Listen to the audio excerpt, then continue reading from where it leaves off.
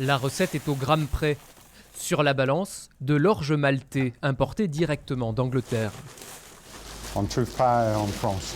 Une céréale qui n'a plus aucun secret pour Mike et Valérie, même si les deux Britanniques ont créé leur brasserie à partir de rien il y a seulement 3 ans.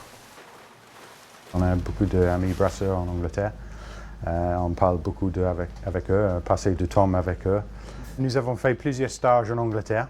Et le professeur a dit, si vous suivez le régime comme ça, très strict, il n'y a aucun souci avec le bière. De bons conseils et une bonne dose de courage qui permettent à Mike et Valérie de combler un vide, car selon eux, impossible à l'époque de trouver en France une bière aussi bonne qu'outre-Manche. Nos amis ont toujours amené la bière anglaise, comme ils sont venus ici en vacances. Et nous avons pensé pendant un week-end, on a bu trop peut-être, et pensé pourquoi pas faire une brasserie pour faire la note. Dans leur grange, ils installent tout le matériel nécessaire. La production débute et peu à peu les recettes s'affinent et s'adaptent aussi au marché français.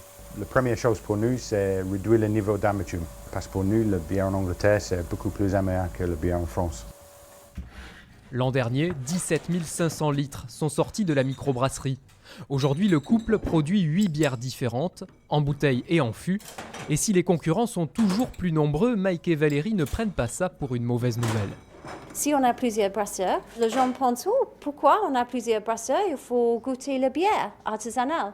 Ils goûtent, ils essayent et ils disent, oui, c'est bon. Il y a plus de gens qui sont plus intéressés maintenant qu'il y a peut-être 10 ans. La preuve, c'est que chaque année, la brasserie de Cinsault voit sa production augmenter. L'an prochain, Mike et Valérie espèrent vivre enfin de leur nouvelle activité.